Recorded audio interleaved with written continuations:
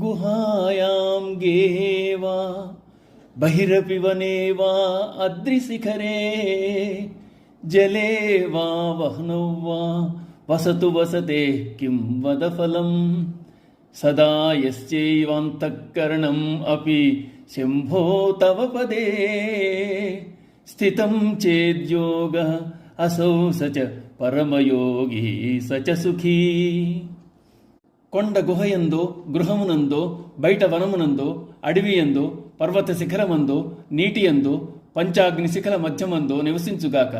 అయితే శంకర, అట్టి నివాసం వల్ల ఏమి లాభమో చెప్పు. ఎవని యొక్క అంతఃకరణం ఎల్లవేళలా నీ పాదమునందు నిలిచి ఉండునో అది శివయోగం. అతడే పరమయోగి, అతడే పరమానందము చెందినవాడు, అతడే బ్రహ్మజ్ఞాని.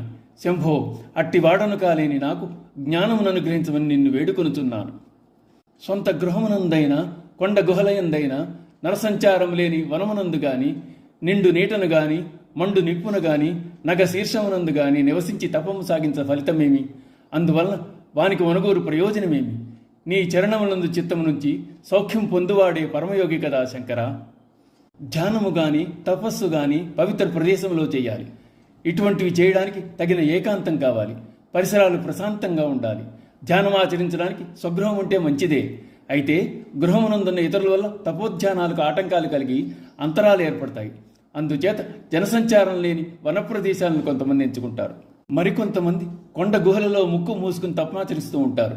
ముక్కు మూసుకోవడం అంటే శ్వాసను నియంత్రించడం అనుకోవచ్చు. ఇంకా బలమైన తపోనిష్ట గలవారు జలమధ్యమున నిలబడి, ఇంకొందరు అగ్నుల మధ్య సాధన చేస్తారు. ఏ కొండ కొమ్ముపైన ఉన్నాడో అనుకుంటూ పర్వత శిఖరాలపై కూర్చుని తపమాచరించవలనని తలిచేవారు కూడా ఉన్నారు. ఇటువంటి కఠినము, కఠినతరము, కఠినతమము అయిన తపస్సు వారి వారి నిష్టలను బట్టి, వారి దీక్షను బట్టి, వారికి ఉన్న మనోబలాన్ని బట్టి సాగుతూ ఉంటుంది. అలా ఘోర తపమాచరించిన వారిలో రాక్షసులు ఉన్నారు. సాత్విక నిష్ఠతో తపమరించిన ఋషులు ఉన్నారు. తపోధ్యానాదులు ఎక్కడ ఉండి చేసినా మనస్సును స్థిరంగా ఉంచాలి. భగవంతుని మీద కేంద్రీకృతం చేయాలి. ఈశ్వరుని పాదాబ్జములపై దృష్టి పెట్టాలి. ఇంద్రియాలను నియంత్రించాలి. మనస్సును, చిత్తమును ఆయన అధీనం చేయాలి. తను తాను పరమేశ్వరునికి అర్పించుకోవాలి. చిత్తము ఈశ్వరాయత్తం కానిచో తపం అనేది ఎన్ని కఠోర నియమములతో ఆచరించినా ప్రయోజనం ఉండదు, ఫలితం దక్కదు అంటున్నారు శంకరాచార్యుల వారు. ఓం నమః శివాయ.